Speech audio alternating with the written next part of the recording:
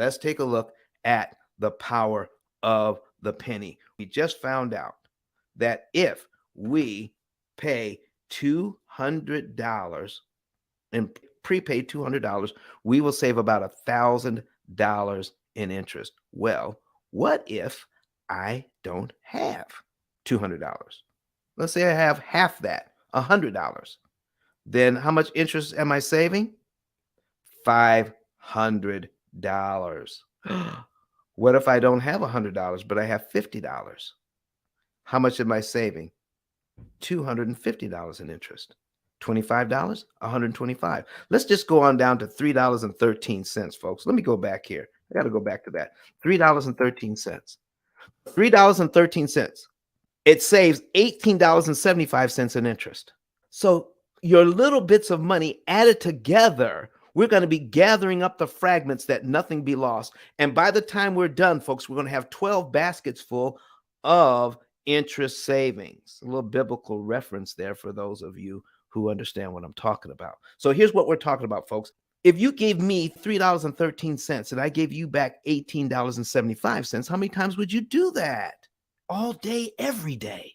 It's the same thing with the bank. If you give the bank this $3.13, if you have this mortgage on this particular day, it makes it impossible for every $3.13 you give them, it makes it impossible for them to charge you $18.75 in interest. Why not give the bank money in a way that makes it impossible for them to charge you interest once you know how to read this thing? Oh, well, it doesn't stop there, folks. You know what? In my family, we pick up pennies in the parking lot. And there's a reason why I pick up pennies in the parking lot. I pick up pennies in the parking lot because they're valuable. And with this particular mortgage, if we take this thing all the way down to 1 penny and apply it to the mortgage, you'll be saving 7 cents in interest you'll never have to pay the bank.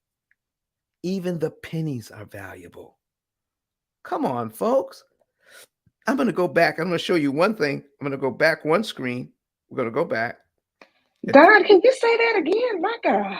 I'm going to do it one more time. Okay. Watch this. Watch this. Watch this. Okay. What if you get a $6 cup of coffee? Okay. $6 cup of coffee. $6.25. If I applied that to my mortgage, it would have saved me $37.50 in interest I would not have to pay. So your $6 cup of coffee is not a $6 cup of coffee. It's $37.50. When you look at how much interest you could have canceled with that money. Now we're going to go back to this part again where somebody said, Don, can you do that again? Who was that? This was Coffee. Come on, Coffee. Here's what we're talking about, Miss Coffee. We're talking about looking at our small amounts of money and how they can work for us and how we've been disregarding them for years because we did not know how to read an amortization schedule. And if we don't have a lot of money, we think that if I can't move the principal, it can't work for me. Well, the principal that you borrowed has never been the problem. It's the cost of managing the principal you've borrowed, which causes the problem. What causes a 30-year loan is not the money you borrowed. What causes a 30-year loan is the interest cost on the money you borrowed. Do you realize there's so much interest on a loan? It takes about 19 years to pay off the first half of the loan. You pay off the second half of the loan in the last 10 years. What?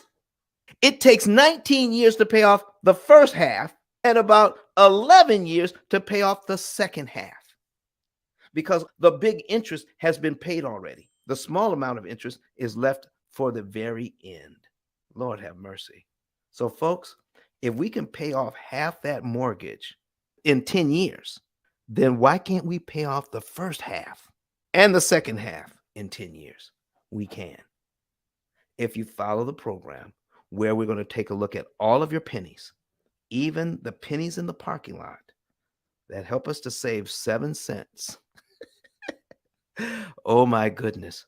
That's what we're talking about here. This is why Kenyatta loves this, is because, listen, no lazy money. No lazy money. if your pennies, if every single penny is not designated to do some work, then that's something wrong with that. So we're going to take all the pennies that have not been designated to do something, and we're going to use that money to optimize and to leverage that money. See, leveraging means this: when I can take a little bit of money and then I can get a big benefit for using it. 1 penny saves me 7 cents. 39 cents saves me $2.35. $1.56 saves me $9.38. So I'm leveraging my $1.56 to save $9.38. That's what I'm talking about. But Don has some valuable information that can contribute to the quality of a person's life. And it only costs you a few dollars. It's his book. Why not get that? I'm going to go through the P.I.L. method myself with some of my investment properties. So I'm going to link up with Don, and then I'm going to sit down with him, show him my investment portfolio, and see how I can eliminate interest.